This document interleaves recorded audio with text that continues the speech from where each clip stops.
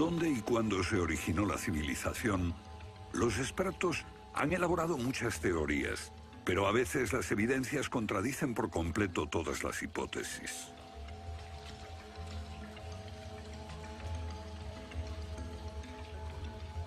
Bajo el suelo congelado de Siberia se han encontrado especies animales extinguidas por un repentino cataclismo global, como el mamut gigante. También se han descubierto mapas muy antiguos que muestran la Antártida siglos antes de que fuese descubierta. Este mapa tiene centenares de años y describe la auténtica configuración de la Tierra de la reina Maud, que está oculta bajo 1 kilómetro de hielos, y su configuración real no se conoció hasta 1949. Hace 100 años, un arqueólogo concluyó que la antigua ciudad de Tiahuanaco, en Bolivia, fue un observatorio estelar alineado con el Sol y las estrellas. Calculó que tendría 17.000 años. Su afirmación fue puesta en ridículo hasta hace poco tiempo. La única corrección que yo haría se debe a que ahora contamos con mejores mediciones, y sospecho que su antigüedad sería de unos 12.000 años. Tiahuanaco es la ciudad más antigua que conocemos en toda la Tierra.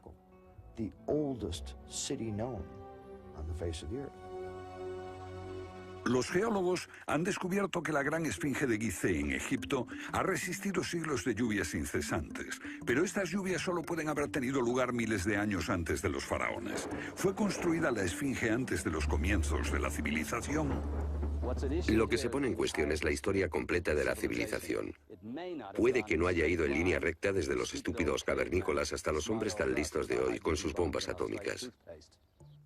A veces, las pruebas que se hallan rompen todas las reglas. En este documental entrevistaremos a personas que están juzgando meticulosamente esas evidencias y elaboran nuevas teorías que pueden cambiar nuestra idea de la civilización humana. Esta enorme cara fue tallada por los antiguos olmecas de México. Se cree que tiene al menos 2000 años y es inequívocamente africana. Sin embargo, se supone que los negros no llegaron a América hasta después de Colón. En su libro De la Atlántida a la Esfinge, el escritor Colin Wilson recoge indicios de lo que él y otros creen que son los rastros de una avanzada cultura anterior al comienzo de la historia.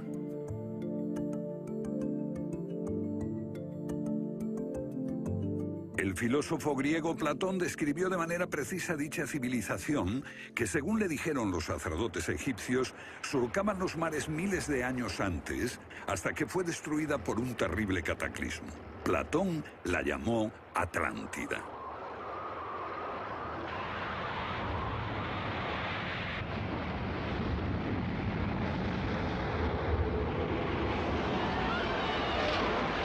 La Atlántida.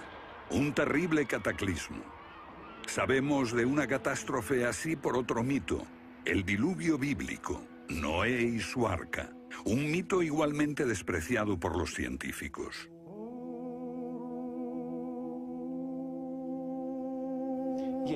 Cuando rechazan el diluvio bíblico y a Noé y el arca como una fábula, los científicos están ignorando el hecho de que hay cientos de mitos de diluvios en todas las culturas, aparte de las narraciones de Mesopotamia y de los hebreos, que dicen lo mismo sobre un desastre planetario que virtualmente borró al género humano antes del comienzo de la historia conocida.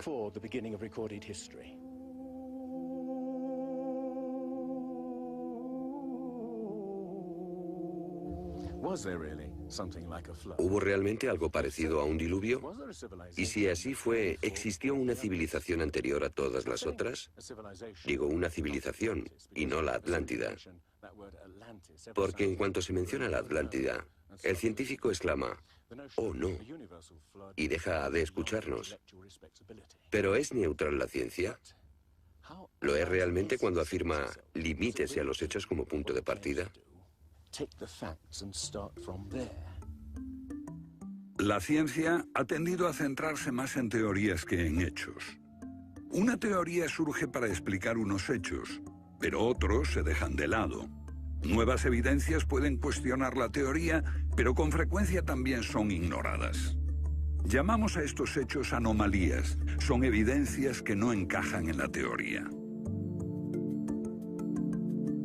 En su polémico libro Arqueología Prohibida, los científicos Thompson y Cremo muestran lo que ocurre cuando una evidencia contradice las teorías científicas. En los últimos 150 años, los arqueólogos y antropólogos han enterrado tantas evidencias como las que han desenterrado, literalmente. Básicamente estamos ante lo que llamamos un filtro del conocimiento. Este es un rasgo fundamental de la ciencia y de la naturaleza humana. La gente tiende a filtrar cosas que no convienen. Cuando los científicos ven que algo no se ajusta al paradigma aceptado, tienden a eliminarlo. No se enseña, no se discute, y la gente ni siquiera se entera de ello.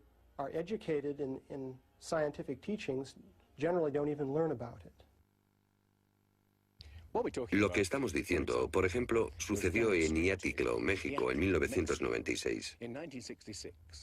Cuando la arqueóloga Janestine McIntyre amenazó con echar abajo la teoría convencional de que el ser humano es relativamente nuevo en la Tierra, que llegó a Siberia hace unos 30.000 años y en América hace unos 20.000 años. En México, la arqueóloga Stine McIntyre descubrió herramientas de piedra y huesos humanos y los sometió a una batería de pruebas científicas. En 1966 pensamos que era un yacimiento antiguo y creímos que tendría unos 20.000 años. En aquella época se pensó que era demasiado tiempo. Cuando lo datamos mediante una batería de métodos supimos que tenía 250.000 años. Sinceramente yo me hubiera sentido feliz con los 250.000 años.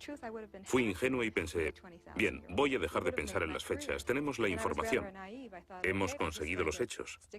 Tomemos estos hechos y partamos de ahí. No me di cuenta de que arruinaría mi carrera por completo. Todas sus oportunidades profesionales se frustraron. El yacimiento fue cerrado. Los permisos para investigar denegados sistemáticamente. No obstante, más de 30 años después, unos arqueólogos descubrieron en Siberia vestigios de seres humanos de 300.000 años de antigüedad. Una fecha que de repente hizo que la datación de Jan McIntyre no pareciese tan improbable después de todo. No es necesariamente una conspiración deliberada. No decimos que se trate de personas reunidas en una habitación y diciendo, vamos a engañar a la gente. Es algo que ocurre automáticamente en la comunidad científica. Cuando una evidencia difiere de la teoría predominante, no se habla de ella, no se da información. Y eso significa que la ciencia deja de progresar de la forma en que uno desearía.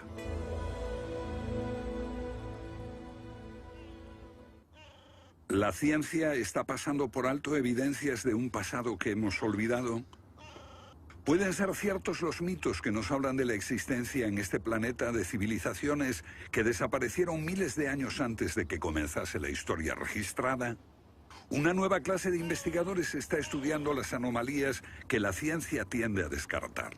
Se plantean preguntas que pueden cambiar nuestro concepto sobre la historia humana.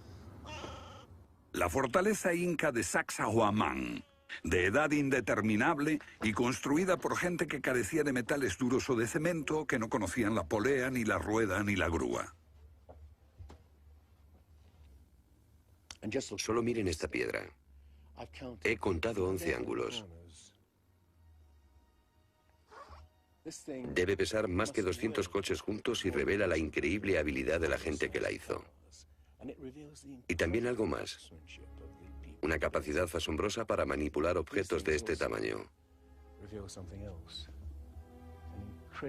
¿Cómo diablos las levantaban? Bolivia. Las misteriosas ruinas de Tiahuanaco. La misma habilidad manual, una capacidad de construcción que resulta inexplicable. Las piedras están perfectamente ensambladas. Intentemos insertar una aguja en cualquier punto de las junturas. La aguja no entra.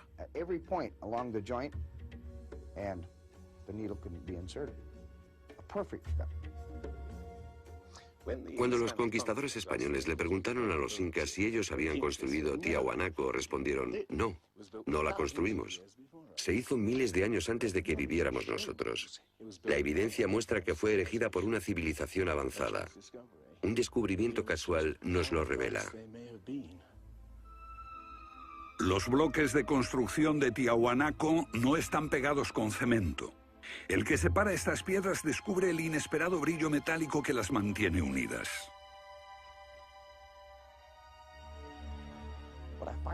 Lo que encuentro asombroso es que para trasladarlas a cada uno de los lugares donde empleaban este material, ellos tenían que contar con una especie de planta de fundición móvil para licuar el metal.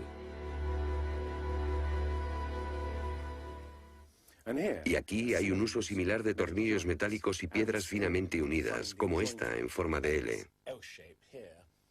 Pero estamos en otro continente. África, Egipto, la tierra de las pirámides. Las 3 pirámides de Gizeh, una maravilla del mundo antiguo. Otro pueblo que no conocía la rueda, ni la polea, ni la grúa. ¿Cómo podían transportar bloques de 100 toneladas? Su tecnología no se puede explicar ni imitar.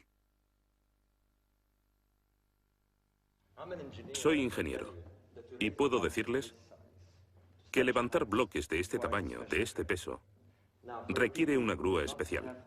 Una gente que carecía de tales grúas, o de una simple polea, o una rueda, empleando herramientas de cobre, ¿cómo pudieron hacerlo? Bobal cree que la Gran Pirámide de Gizeh era mucho más que una tumba y que revela un sorprendente nivel tecnológico. En su libro Guardián del Génesis, Robert Bobal y Graham Hancock enumeran muchas hazañas inexplicables. Chris Dunn, experto en perforaciones. Bueno, permítanme una pregunta. ¿Cómo cree que lo hicieron? El sarcófago de la Cámara del Rey. ¿Cómo lograron unos constructores primitivos que la superficie interior encajase con la superficie de la piedra del sarcófago al milímetro?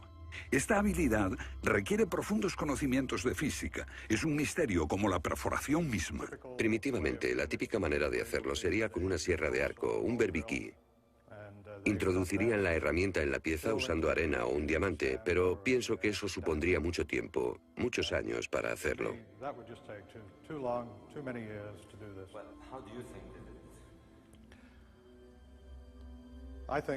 Creo que debieron haber usado herramientas más potentes. Hoy, para perforar esto, tendríamos que hacerlo a una velocidad de 6-10 milímetros por revolución de taladro en el granito. Ellos lo hicieron más rápido de lo que lo haríamos nosotros. Más rápido, investigadores como Chris Dunn se preguntan acerca del propósito de emplear este raro instrumento en un friso oculto. ¿Taladros superpotentes? Esto parece una conclusión precipitada. Los indicios de un taladro de alta velocidad se erigen en otro misterio sin resolver. Ahora miren esto. La increíble precisión de la mano de obra. La total suavidad de las paredes en esta supuesta tumba para bueyes sagrados. Y que implica un alto nivel de destreza. Por supuesto, eso podría explicarse en términos de cientos de obreros puliéndolas durante 10 años seguidos. Pero, si hablamos del misterio de los vasos egipcios, no como este vaso de arcilla que acabo de comprar, sino vasos hechos de alabastro, basalto e incluso diorita, que es la piedra más dura de todas.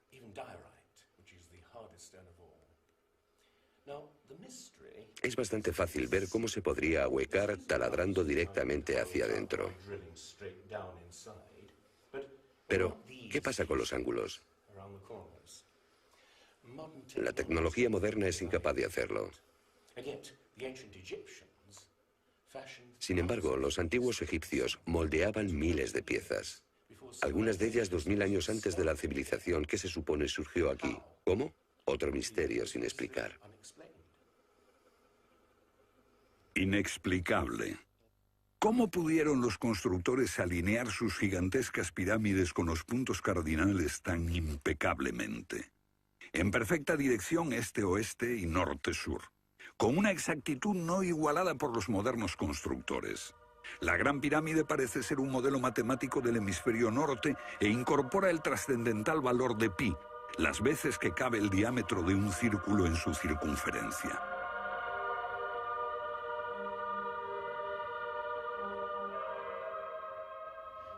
Está claro que lo que aquí tenemos es un avanzado sistema de matemáticas y tecnología, en un tiempo que no conocía su existencia. Para lograr estos resultados, los antiguos constructores tenían que usar un eclímetro de 52 grados. Cualquiera otro no valdría. Pero no solo los egipcios conocían el valor pi. Ese valor también está representado en la pendiente de esta pirámide y en el extraño ángulo que le dieron sus constructores, en Teotihuacán, México, el lugar que los indios llamaban Ciudad de los Dioses.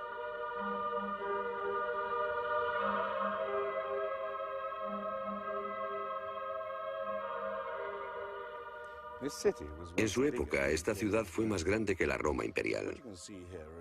Lo que pueden ver es una serie de estanques que llenaban de agua, cuya superficie lisa reflejaba los cielos y cuyas ondas podrían servir como anuncio de terremotos. Estos templos, en el lado opuesto, se cree que representan cuerpos celestiales. Una cosa está clara: todo el lugar parece tener una especie de obsesión con la astronomía y la eternidad. En los equinoccios, el 21 de marzo y el 21 de septiembre, estas pirámides proyectan sombras gigantes, lo que las convierte en un perfecto reloj para la medición del tiempo. Como si proviniesen de una fuente común, las antiguas civilizaciones de todo el mundo exhiben un sofisticado conocimiento de los cielos que todavía nadie ha explicado. Fascinación por el sol, las estrellas. El lento e inexorable movimiento de la Tierra determina que las constelaciones parezcan viajar por los cielos nocturnos y por las épocas.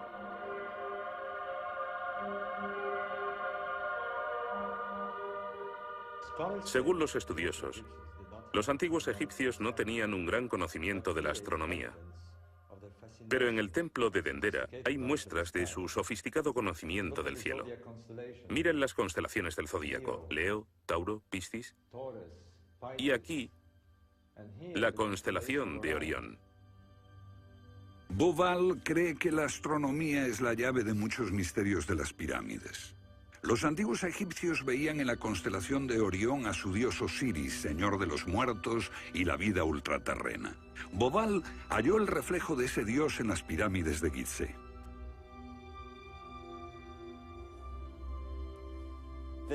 Esto es realmente un misterio. Pequeños canales de ventilación orientados hacia arriba. Para los egiptólogos no eran más que canales de ventilación, pero los astrónomos piensan distinto. Para el antiguo Egipto esto fue Rostau, la entrada al reino subterráneo, el reino del dios Osiris u Orión. Para los antiguos egipcios, Orión era Osiris, el gran dios de la resurrección. Esto es una reconstrucción del cielo en el año 2500 a.C., y fue sorprendente descubrirlo. Los canales apuntan a Orión y a la estrella Sirio, que era Isis, la esposa de Osiris. En textos antiguos, Bauval descubrió que deben de haberles servido una ceremonia secreta para la resurrección de los faraones muertos, que renacían como estrellas en la constelación de Orión. Uno de esos textos dice: «Oh rey, permite que atraviese el serpenteante canal, la Vía Láctea, hasta el punto donde está Orión». Bauval cree que Osiris tenía tal importancia que los constructores emplazaron las 3 pirámides de Gizeh para que fueran un reflejo terrestre de las 3 estrellas del cinturón de Orión. Esa correlación fue solo el comienzo. Bauval descubrió que los antiguos habían dado nombre de estrellas a otras 2 pirámides próximas. Esto le hizo entrever un plan más amplio y quedó perplejo. La constelación de Orión, el dios Osiris, estaba en el cielo y en la tierra.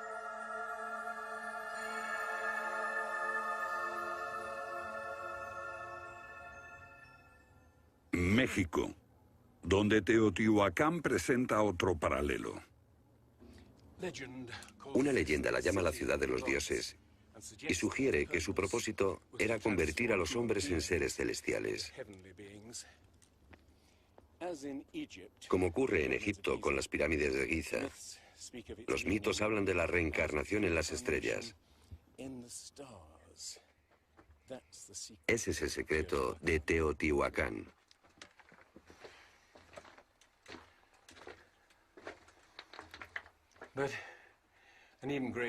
Pero esta pirámide presenta otro enigma mayor.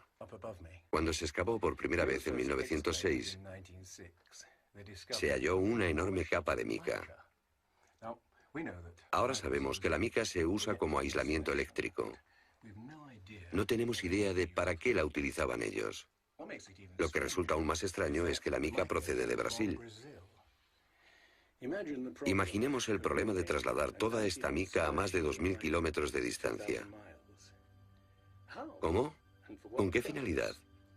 No tenemos ni idea. Tiahuanaco, Bolivia.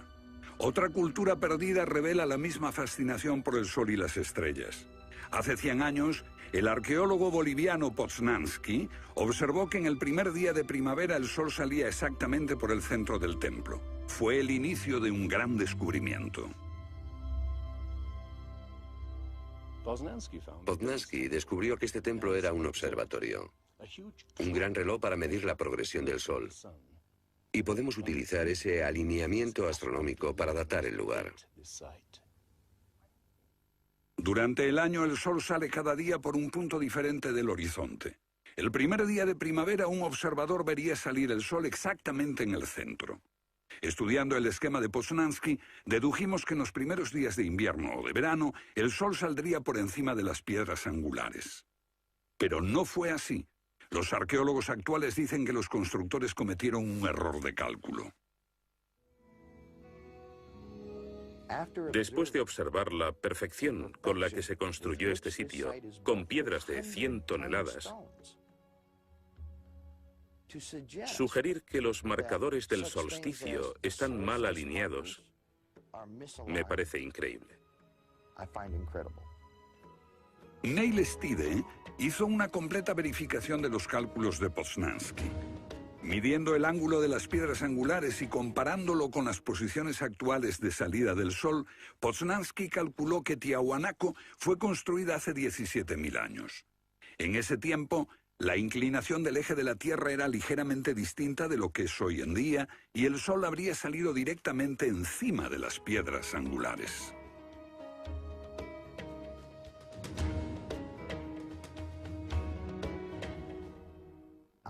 Yo sospecho que la fecha sería más bien de 12.000 años. Pero eso haría que todos nos cuestionásemos completamente los orígenes de la civilización. Una civilización perdida en el tiempo dejó sus huellas en varios lugares del mundo. Los sacerdotes egipcios dijeron al filósofo griego Platón que una civilización así habría existido hace 12.000 años. Pero según la ciencia, el ser humano abandonó la prehistoria hace solo 5.000 años. En Egipto, el investigador John West descubrió que la esfinge de Gizeh no resultó alterada por el clima de la misma forma que las construcciones del entorno, erosionadas por la arena y los vientos del desierto. En vez de un desgaste horizontal, la esfinge tiene marcas de erosión redondeadas y onduladas. No se necesita ser geólogo para mirar y ver lo que se debe al tipo de clima. Solo el agua cayendo copiosamente sobre las paredes del recinto pudo producir esos contornos redondeados.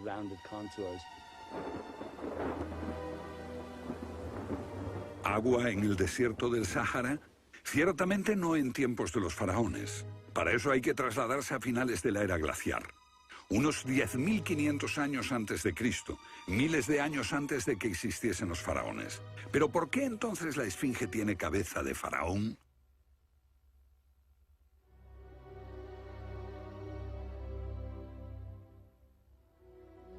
La cabeza es desproporcionadamente pequeña. Desde el aire se ve que el cuerpo de la esfinge es largo y aplanado, y la cabeza casi se parece a la de un alfiler. Para nosotros, esto indica que ha sido tallada más de una vez. En otras palabras, la cabeza se rehizo en algún momento de su larga historia. John West cree que la esfinge era originalmente un enorme león que un desconocido grupo de escultores modeló en la roca antes del 10.500 a.C. Se comenzó a erosionar cuando el final de la era glaciar alteró el clima y causó lluvias que cayeron durante siglos. Solo miles de años después, un faraón habría tallado la cabeza con su propia imagen. ¿Tiene la esfinge más del doble de la antigüedad que creíamos? La teoría fue ridiculizada por los egiptólogos, pero los geólogos les respondieron que los hechos estaban allí. Más extraño aún, según Robert Bauval, la evidencia astronómica sugiere que las pirámides de Gizeh parecen revelar esa increíble antigüedad.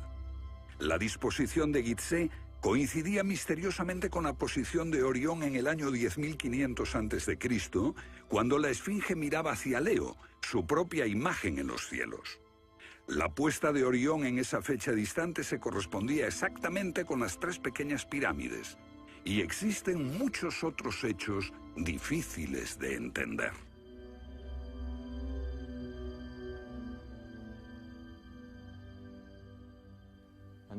Esto coincide exactamente con las ideas que se desarrollaron tras los análisis geológicos de la esfinge.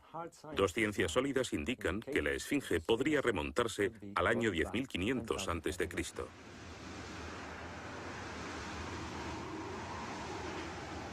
Egipto sufrió unos cambios muy dramáticos a finales del período glaciar, especialmente en torno al 10.500 a.C., cuando unas impresionantes inundaciones cubrieron el terreno de aluvión y acabaron con el valle del Nilo y con el delta en general.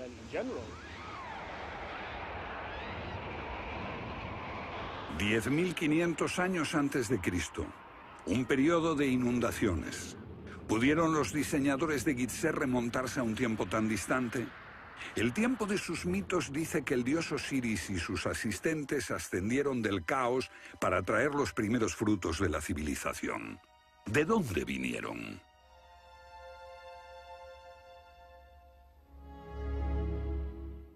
Un dios muy parecido fue el señor de la antigua Tiahuanaco en Bolivia. Aquí, en esta misteriosa ciudad de Tiahuanaco, era el dios que ellos adoraban.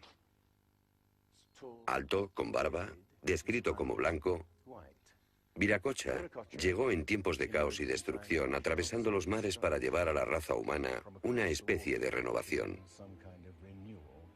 El dios blanco Viracocha.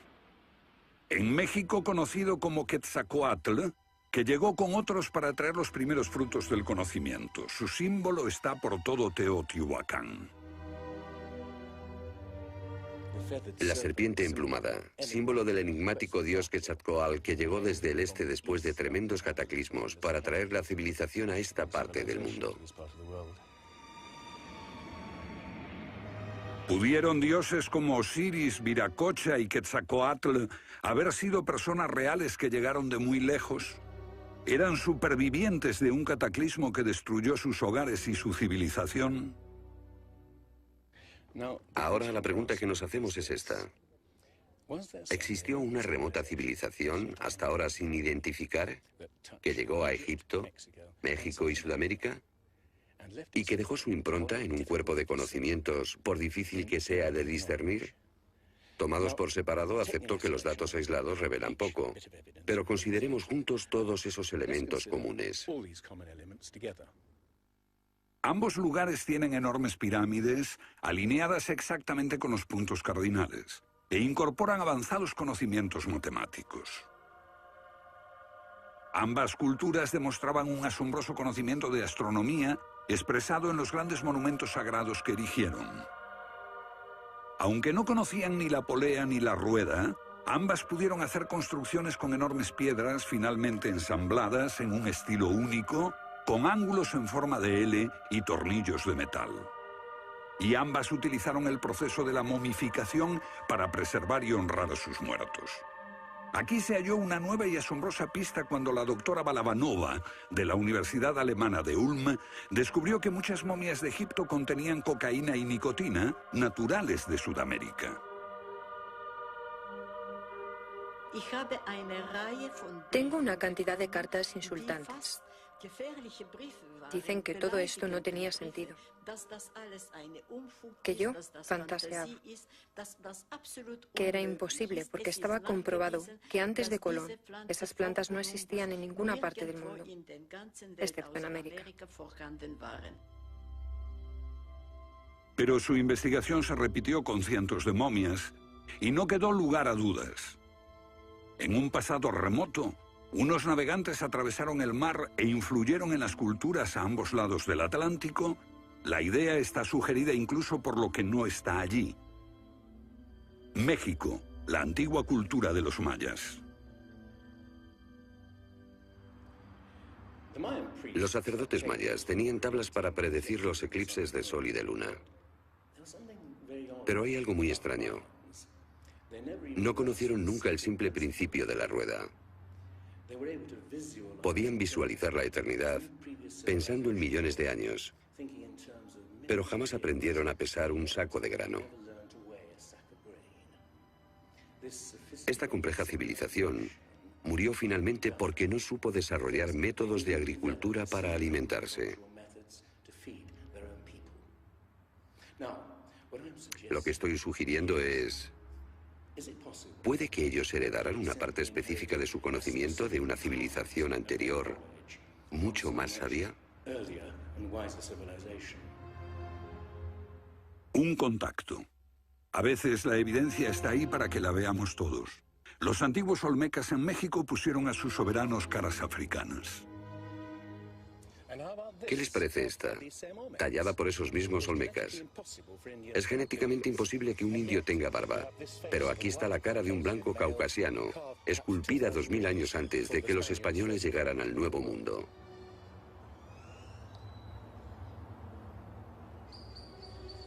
Caras de africanos y de caucasianos esculpidas muchos siglos antes de Colón.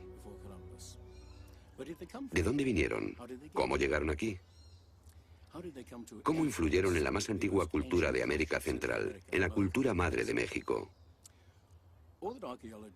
Lo que todos los arqueólogos saben es que de pronto se materializaron alrededor del 1500 a.C. Esta gente, cuya expresión característica era la de esculpir enormes caras de piedra, cabezas de caucasianos y africanos que parecen haber salido, no se sabe de dónde.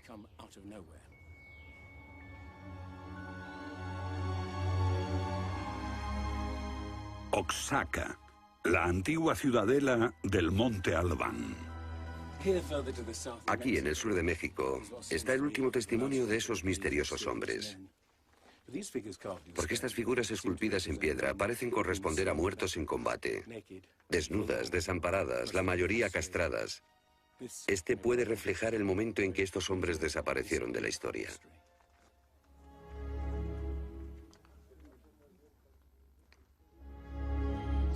Entonces, ¿hubo una compleja civilización de navegantes que cruzó el Atlántico siglos antes de Colón? Pero tenemos otra evidencia.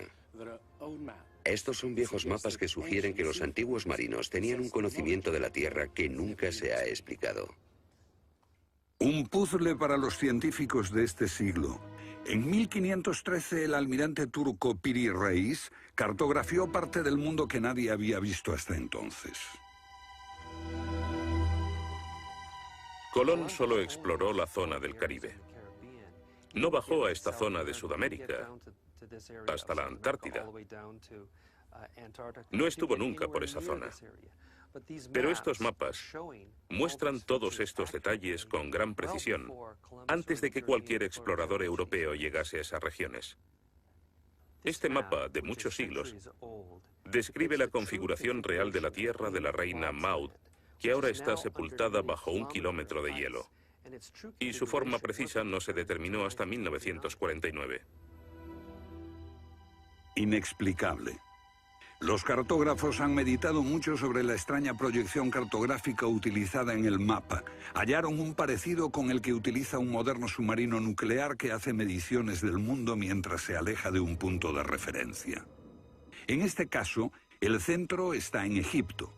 ¿Es ese el hogar de los antiguos cartógrafos? El mapa muestra exactamente esta parte del mundo, pero hay más. Para mí, el aspecto más significativo del mapa de Piri Reis es que describe exactamente la longitud. Algo que los europeos no fueron capaces de hacer hasta el siglo XVIII. La longitud. Esa historia comenzó en estas playas en 1707, cuando la flota inglesa navegaba por el Mediterráneo hacia Inglaterra. En aquellos días era bastante fácil determinar a qué distancia estaba el norte o el sur, midiendo el ángulo que el Sol y las estrellas formaban con la superficie de la Tierra. Pero no había técnicas para determinar lo lejos que estaba el este o el oeste. ¿Longitud? El almirante Sir Clutley Saffold se enfureció cuando un marinero del oeste del país le dijo que estaba alejándose unas 20 millas del este y era probable que la flota naufragase en la costa. Cuando sus oficiales le dijeron que el rumbo era correcto, mandó ahorcar al marinero por insubordinación. En sus últimos momentos debió haber deseado no haberlo hecho. Los barcos se habían hundido antes por millares.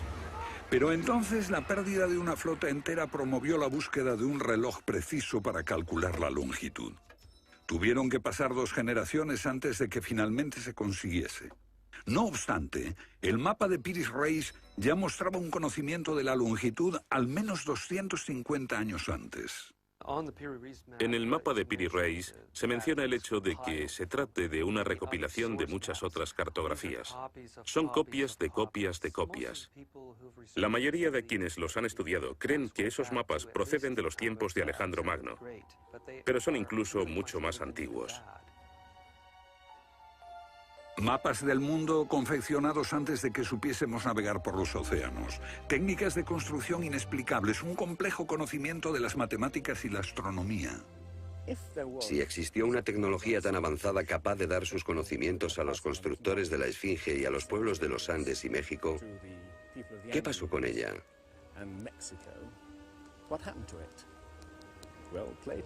Platón dice que existió esa civilización avanzada tecnológicamente y capaz de surcar los océanos del mundo, la Atlántida, situada en una enorme isla-continente. Rechazando una civilización perdida, la ciencia niega también la idea de una catástrofe global que la destruyó. Pero Platón y la Biblia no son las únicas evidencias. El Popol Vuh, libro sagrado de los mayas, habla de enormes marejadas e inundaciones que azotaron el mundo durante meses. Una lluvia fría y negra indescriptible y granizo. Los antiguos hablaban de tiempos de caos, de inundaciones y oscuridad de los cuales emergieron los dioses para dar forma a la tierra de Egipto.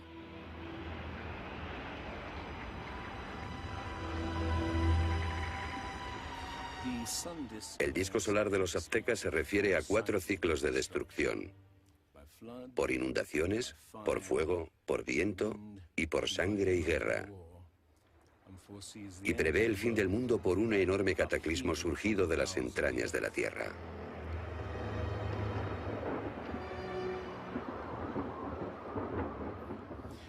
Otros mitos de la América antigua hablan de inundaciones apocalípticas y torrentes de fuego, de erupciones volcánicas y terremotos. Un pasado que no podemos recordar ni olvidar.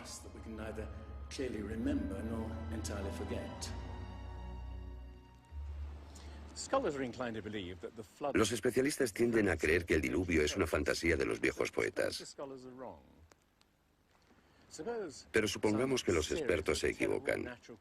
Supongamos que una serie de terribles catástrofes naturales redujeron a nuestros ancestros a pequeños grupos que vivieron apartados y se esparcieron por todo el mundo. Lo que buscamos es una época que coincida perfectamente con los mitos, igual que el zapato encaja en el pie de Cenicienta. Una pista. La fosa de Alquitrán en La Brea, California. Una inmensa sepultura de millones de animales que hoy se ha convertido en atracción turística. Bajo la superficie está el campo de petróleo del lago Salado. El asfalto brota por las grietas y fisuras como un papel cazamoscas y atrapa a los animales. Y encontramos aquí una increíble colección de especies atrapadas en los últimos 40.000 años.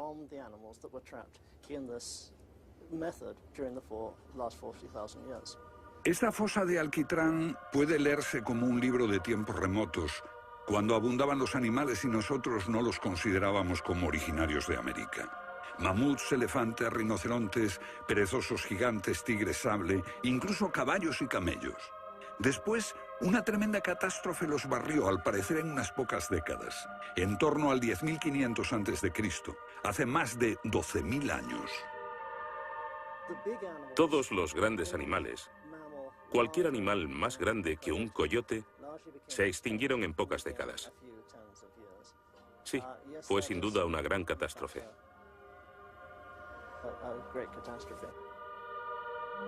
Un registro de la catástrofe.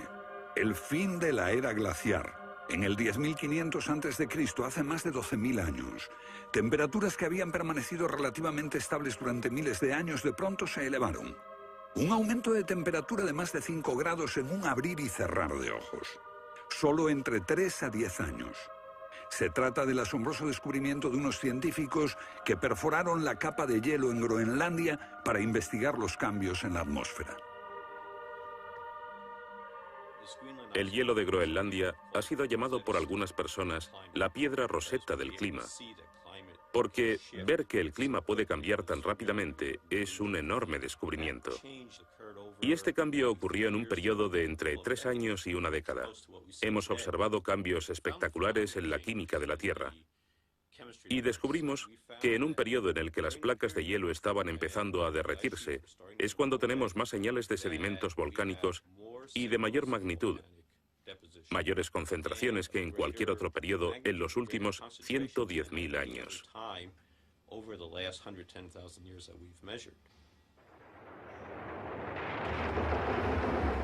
Un surgimiento de volcanes nunca visto, acompañado por desórdenes atmosféricos y gigantescas inundaciones. Porque mientras las placas de hielo de más de 1 kilómetro de espesor se derretían en pocos años, el nivel de los mares aumentaba dramáticamente. De repente, los mares ocuparon lo que había sido suelo seco. Se podía caminar desde Gran Bretaña a Escandinavia antes de que una revolución climática diese forma al Mar del Norte. Fue un periodo en que las grandes inundaciones cubrieron las llanuras de América del Norte y por eso es que se encuentran esqueletos de ballenas en Michigan. Un tiempo de cataclismos a finales de la era glaciar, que puede coincidir con los mitos. Solo en el Nuevo Mundo se extinguieron alrededor de 70 especies de grandes animales. Mamuts, perezosos gigantes, camellos, caballos. Permítanme ponerlo en perspectiva. En los anteriores 200.000 años se había extinguido menos de 1/3 de esa cantidad. Y este modelo extraordinario de extinción se repitió en Europa y Asia. En las capas subterráneas de hielo de Siberia y Alaska se descubrió una masa enmarañada de huesos de millones de animales que perecieron en un cataclismo. El mamut gigante no murió a manos de los cazadores. Desapareció por una catástrofe natural. A finales del siglo XIX, unos cazadores encontraron por casualidad el cuerpo de un enorme animal congelado. Después de ser desenterrado y transportado, se encontró que en el estómago tenía plantas pertenecientes a un clima templado y aún sin digerir. El animal se había congelado de una forma muy rápida, como no es capaz de hacerlo ningún congelador moderno. Lo cierto es que hace unos 12.000 o 13.000 años un frío inmenso azotó Siberia. El enigma de los mamuts congelados en un instante ha dado pie a extrañas anécdotas. Algunas ciertas y otras no. Lo que es auténtico es un informe del barón Wrangel, un naturalista del siglo XIX que descubrió la isla Byrd al norte de Siberia, donde la arena quedó literalmente mezclada con bancos de huesos y colmillos de mamut y otros animales que habían desaparecido en alguna catástrofe. Esas extinciones masivas, esa imponente actividad volcánica, ese veloz derretimiento del hielo, parecen sugerir que hubo un cambio climático brusco hace 12.000 años. Hay algún factor desconocido que no logramos descubrir.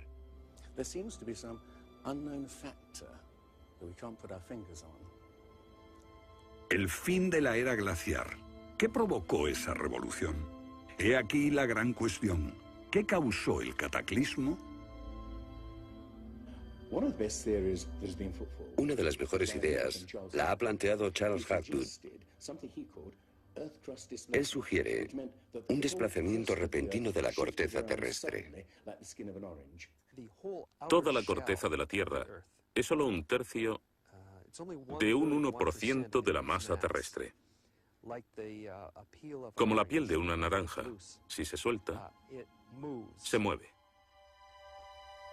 Más fina que una cáscara de huevo, la corteza de la Tierra queda apoyada en un interior líquido. La teoría imperante sobre la corteza terrestre es la de las placas tectónicas. Los continentes se separan lentamente durante cientos de millones de años. Aunque la ciencia rechazó esa teoría durante más de medio siglo, ahora niega también la idea de que la corteza pudo moverse en su conjunto y repentinamente. Pero un científico quedó hipnotizado por la idea. Se llamaba Albert Einstein.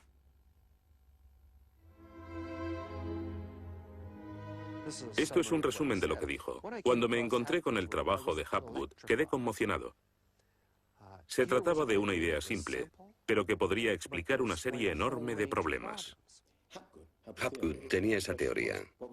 La cuestión era cuál fue el mecanismo que puso en movimiento el gigantesco conjunto. Y fue Einstein quien planteó una sugerencia. La enorme cantidad de hielo que rodea a los polos puede tener 3 kilómetros de espesor. Esos incontables miles de millones de toneladas de hielo, si se formaran de un modo desproporcionado, harían que toda la Tierra se sacudiese como una rueda, con un enorme peso colocado en su borde. Esta vibración bastaría para hacer que la corteza de la Tierra se moviese súbitamente. Hace 55.000 años el Polo Norte estaba cerca de Europa, pero de pronto se desplazó hacia la bahía de Hudson, en Canadá. Y en torno al año 12.500 a.C. se volvió a mover casi 2.000 millas hasta donde está actualmente. ¿O es mejor decir que las tierras y los mares atravesaron el polo, impulsados por un repentino desplazamiento de la corteza terrestre? De ser así, esta es una de las cosas que habían ocurrido al final de la era glaciar. El desplazamiento impulsó a América fuera de la zona polar. El mar en el norte se congeló con una fina capa de solo unos metros de espesor. La inmensa vieja capa de hielo de Norteamérica, con más de 1,5 kilómetros de grosor, se derritió rápidamente en pocos años. Ahora, lo que es muy interesante de la teoría de Hapgood y Einstein es que también explica bastante bien algunos otros mitos, independientemente del diluvio. Hay mitos sobre tremendos terremotos, catástrofes volcánicas, lluvias negras cayendo del cielo, congelación repentina, congelación del suelo. Y podemos ver que un ejemplo de esto es precisamente lo que pudo pasar si la corteza terrestre se desplazó. Con bastante rapidez, las áreas que antes habían estado congeladas pasarían a ser zonas cálidas, y así se explicarían hechos como el rápido congelamiento de los mamuts en Siberia. Si el desplazamiento de la corteza terrestre causó el diluvio que aniquiló una civilización, ¿dónde estaba esa civilización? Algunos investigadores creen haberla hallado en la isla griega de Santorini, que fue devastada por una terrible erupción, o en la antigua Troya, o en la isla alemana de Heligoland, casi arrastrada hacia el Mar del Norte. Pero no se ha encontrado nada. Y es precisamente este problema lo que ha hecho descartar la Atlántida de Platón como una propuesta seria. Veamos. Los oceanógrafos han cartografiado los suelos oceánicos y sencillamente no hay ningún continente perdido. ¿O sí? Platón describe la Atlántida como una vasta isla-continente con montañas, situada en medio del océano. Y el océano, por supuesto, es el océano que rodea toda la Tierra. Fue más tarde que comenzamos a dividir el océano en diferentes partes, llamándolo Atlántico, Pacífico, etc. En realidad el mundo tiene un solo océano. Y los mitos de todo el mundo son muy explícitos acerca de lo que pasa. El Zen-Avesta de la literatura védica describe que esa isla no solo se destruyó tras un diluvio, sino que está cubierta por nieve y hielo. De modo que estamos buscando una isla cubierta de nieve en medio del océano, y una gran candidata para este papel es la Antártida. Si el Polo Norte se desplazó, también debió hacerlo el Polo Sur. Flennat cree que hace 12.000 años una parte de la Antártida permanecía en zonas templadas y pudo haber albergado una civilización que desapareció cuando el continente se convirtió en el Polo Sur. Esa es la explicación que él encuentra en los mapas que muestran partes de la Antártida que están debajo del hielo. El almirante turco Piri Reis demuestra un conocimiento de la Antártida que no debería de tener. Tras examinarlos, especialistas en cartografía de la Armada y de las Fuerzas Aéreas nos dicen: hemos hecho comparaciones de picos salientes y de montañas. Hemos descubierto que coinciden de forma asombrosa. Lo que debemos enfatizar es que no estamos hablando de un mapa, el mapa de Piri Reis, que podría cuestionarse. Estamos hablando literalmente de docenas de mapas. Por ejemplo, el mapa Phineus de la Antártida es sumamente preciso en cuanto a la configuración, mostrando sistemas fluviales que existieron allí, pero que no se conocían en el siglo XVI. La Antártida no fue descubierta hasta cerca del año 1800. Entonces, ¿cómo pudieron los cartógrafos europeos representarla? Solo, cree Flenaz, si ellos la copiaron de copias de otras copias de mapas que se remontan milenios atrás. Hace solo unos 25 años supimos que bajo la capa de la Antártida existían unas islas, un continente bajo un océano helado. Sin embargo, esa información ya estaba aquí, en este mapa. Estas islas de aquí corresponden a este área, y el modelo de nevadas aquí es muy intenso. Nada aquí. Estas islas debajo de este punto se podrían haber unido entre ellas antes de unirse a la tierra firme. Así, lo que se describe aquí es algo que yo creo que verdaderamente ocurrió en torno al 8000 a.C. Puede que en el 6000 a.C. a lo sumo. No hay forma de saber cómo lo consiguieron, a menos que postulemos la existencia de una civilización con habilidades para la navegación y la confección de mapas que solo se reinventaron en nuestro tiempo.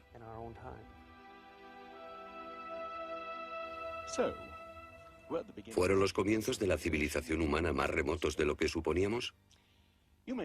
Puede que uno sienta que muchos elementos de esta hipótesis suponen conjeturas extravagantes que, vistas por separado, pueden ser todas discutibles. Pero si juntamos esas piezas como las piezas de un puzzle, se empieza a ver que surge un modelo. Una civilización que se desvaneció y fue olvidada mucho antes de que comenzase el registro de la historia.